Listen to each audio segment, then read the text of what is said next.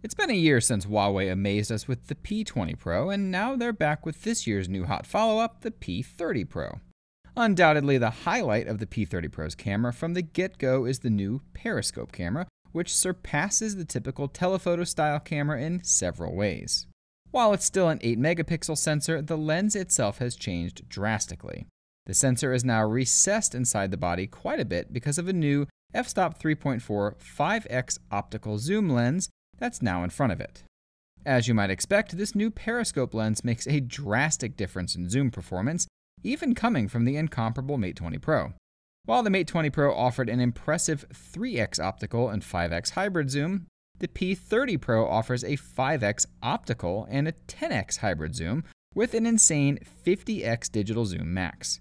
That's quite literally 5 times the zoom offered by any other phone on the market, and you'll be amazed at how many scenarios this changes for the better.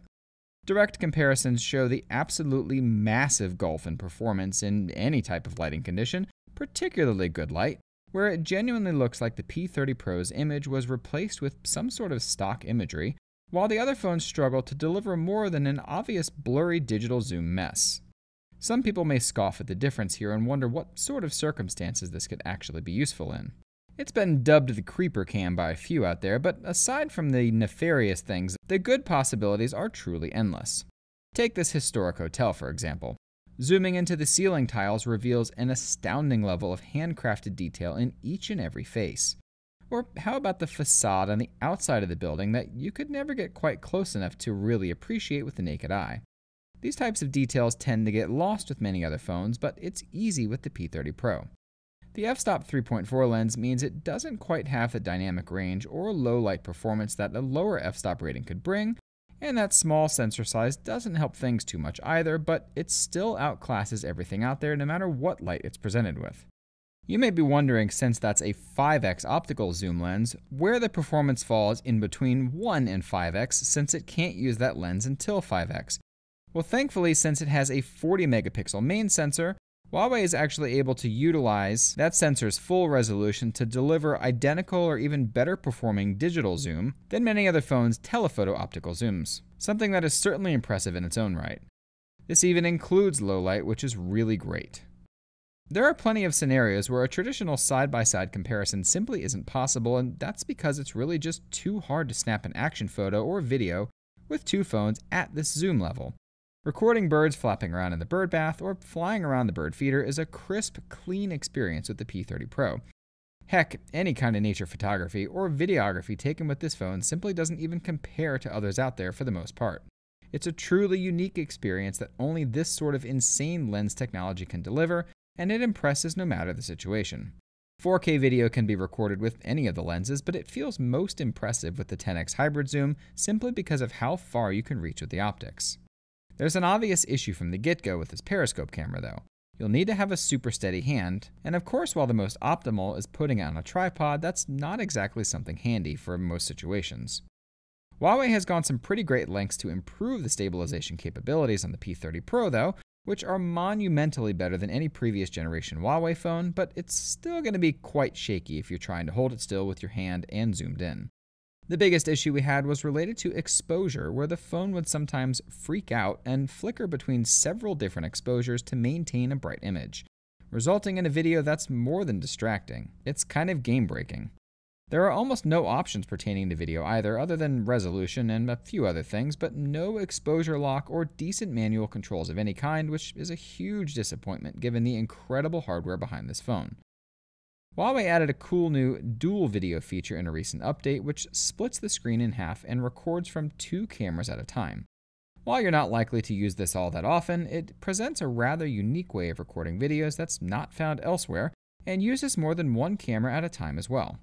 One half of the screen will record from the ultra-wide-angle camera at all times, while the other uses the main or the telephoto cameras depending on zoom level, with support for up to 15x zoom like regular video. It's also got some great stabilization that's a significant improvement over what we've seen on past Huawei phones, just like regular video, but seems to work best during motions like walking.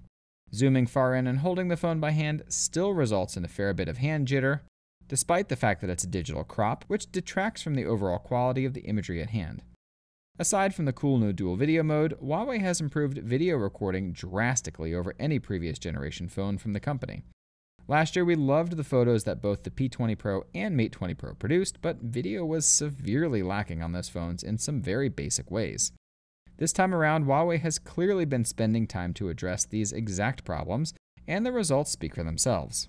Like the photos, the color accuracy in videos is second to none, and oftentimes you'll notice it's not just the white balance that's more accurate, it's also the colors themselves, which are more muted and realistic than the ones from Samsung phones, for example.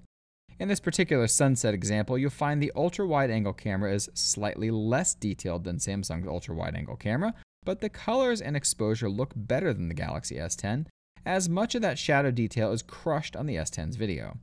Detail improves significantly when switching to the main camera on the P30 Pro, and eclipses Samsung's video quality in every regard when comparing the two main cameras at this time of day, a time which often delivers fuzzy video on phones as it's somewhere in between that easy, crisp daylight processing and the significantly more difficult nighttime processing, resulting in higher ISO as the phone tries to still capture enough light to make the scene bright. Moving on to nighttime video, the P30 Pro absolutely crushes other phones like the Google Pixel 3, which even then generally takes good quality video in most lighting conditions. The detail and noise difference between the two is simply astounding in many areas, and shows how hard Huawei has been working on improving this piece of the puzzle in particular. If you've seen our Mate 20 Pro camera review, for instance, you'll know how bad the nighttime video taking was just a few months ago on Huawei phones, and how far they've come in such a short period of time. On to the main sensor, this is the same 40 megapixel one from the Mate 20 Pro, but it has an upgraded f-stop 1.6 lens up from the f-stop 1.8 on the Mate 20 Pro. That means even better low-light performance just on physics alone, let alone the new software tricks Huawei has employed, and boy oh boy are these some unbelievable software tricks. We've seen Huawei push the boundaries of what's possible with low-light photography out of an auto mode shot before, but the P30 Pro even outclasses those dedicated night modes on most phones with just its auto mode.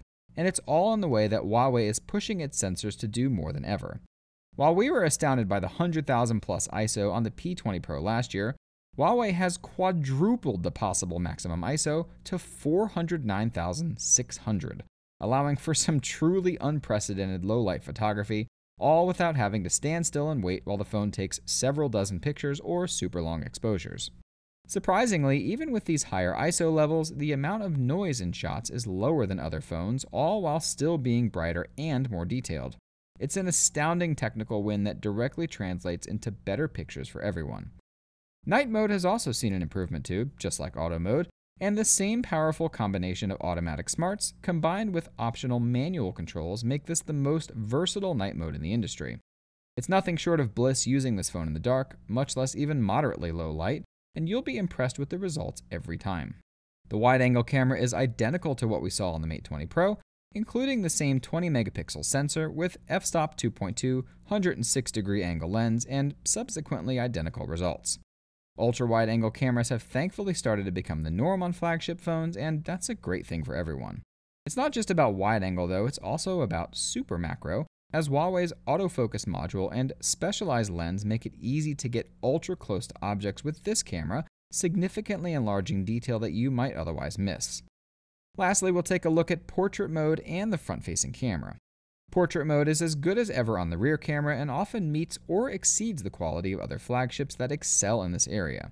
Huawei's edge detection is superb, and the ability for it to utilize portrait mode in lower light than other smartphones makes this a win. The front-facing camera has seen another upgraded megapixel count, but with a tiny sensor like this, it's only going to make a difference in good lighting. In general, it's not the best front-facing camera out there, and that goes for portrait mode on this camera as well.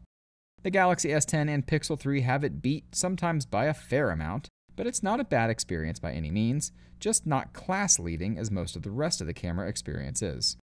All in all, this is another winner for Huawei, particularly when it comes to video, where we're looking at the biggest improvement to overall quality for a single component of the camera experience in a long time on Huawei phones. That periscope camera is a huge deal for anyone looking to get a little closer to the action, both in photos and video, and Huawei's nighttime photography and videography skills have never been better. Once again, if you want the absolute best smartphone camera on the market, it's Huawei's latest flagship that you want to pick up. We hope you enjoyed that review and will subscribe to us for regularly updated content. Chat with us on your favorite social media network, and don't forget to check out AndroidHeadlines.com for 24/7 worldwide tech news coverage. Thanks for watching, and until next time.